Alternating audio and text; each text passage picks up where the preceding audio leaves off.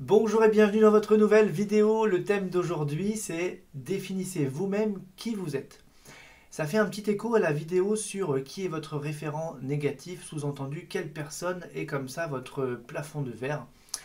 Et donc ça vient faire suite, et cette phrase que je vais vous donner dans quelques instants, c'est comme une affirmation pour justement vous détacher complètement des référents extérieurs. Donc cette phrase, je l'ai reçue, on pourrait dire intuitivement. Je vais vous la lire et je vais vous la mettre en description parce que sinon la première fois qu'on l'entend, ça fait un petit peu long, il y a comme différentes parties et je veux être sûr que vous en saisissiez bien tout le sens. Donc je vais vous la mettre en description comme ça vous pourrez bien prendre le temps de la relire, faire un petit copier-coller si vous avez envie. Et donc cette phrase c'est la suivante. Je ne tolère ni ne permets plus à qui que ce soit de définir qui je suis ni la valeur de ce que je fais. Donc je répète, je ne tolère ni ne permets plus à qui que ce soit de définir qui je suis, ni la valeur de ce que je fais. C'est-à-dire qu'entre ce que vous êtes et ce que vous faites, vous êtes bien votre propre référent, référente.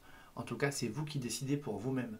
Donc peu importe la valeur qu'on donne à ce que vous faites, que l'on définisse vraiment qui vous êtes qui vous êtes et j'ai envie de vous dire, je vous le souhaite, qu'il y ait une seule et unique version de vous-même.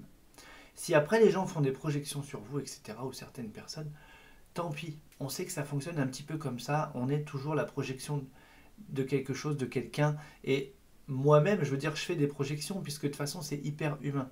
Plus on prend du recul, plus on fait attention à nettoyer ses filtres pour qu'il y ait le moins de filtres possible entre la réalité absolue et la réalité perçue. Vous voyez ce que je veux dire? Mais pareil pour les projections dans l'autre sens. Tout ce que je projette sur l'autre et chez l'autre.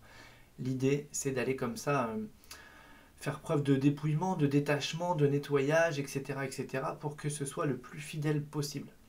Donc tout ça pour vous dire que cette phrase, le fait de vous la répéter, eh bien ça va vous redonner la souveraineté sur votre pouvoir, de qui vous êtes, quelle est votre identité, comment est-ce que vous vous définissez, plutôt que de vous définir à travers le regard des autres. Et en fonction de qui on a en face, eh bien ça peut faire du dégât, parce que si les gens sont bienveillants autour de vous, c'est super. Vous vous définissez à travers leur regard, tout se passe bien. Dès que vous tombez sur quelqu'un qui est un petit peu, alors je pourrais dire malveillant, mais c'est pas forcément malveillant, parce qu'en fait quelqu'un peut être méchant à votre égard sans en avoir l'intention.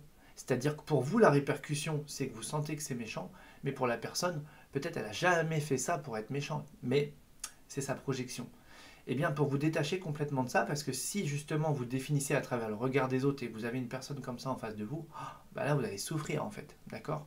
Donc attention à qui on donne du pouvoir. Moi je dis toujours, il y a une clé, c'est la clé de votre vie, ne la remettez dans les mains de personne. Dans vos mains à vous, votre main, vous la gardez, c'est votre clé. C'est la clé de votre vie et c'est vous qui avez la clé de votre vie. Si on parle d'un stylo, c'est vous qui avez le stylo du scénario. Et c'est vous qui avez le costume de l'acteur de qui vous êtes dans cette vie-là.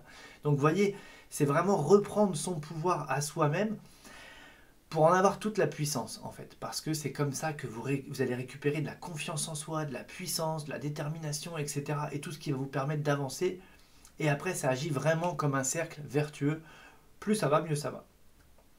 Donc voilà pour cette petite vidéo. On est encore sur un court format, une petite clé. J'espère que cette clé va vous être utile.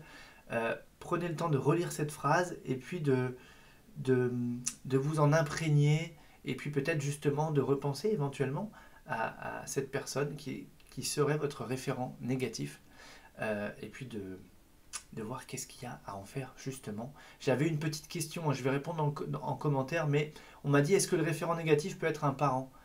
Eh bien oui, ça peut être un parent. En fait, ça peut être vraiment n'importe qui. Hein. Ça pourrait même être le conjoint. Ou, enfin, en fait, peu importe. Ce qui compte, c'est pas tant le lien de parenté, c'est vraiment l'impact que ça a sur vous en fonction de comment vous vous placez par rapport à cette personne-là et quelles sont ces projections auxquelles vous vous identifiez ou quelles sont les projections que vous essayez de tenir. Voilà, donc je vous la répète avant qu'on se quitte. Je ne tolère ni ne permets plus à qui que ce soit de définir qui je suis ni la valeur de ce que je fais. Voilà, moi je vous dis déjà à très vite.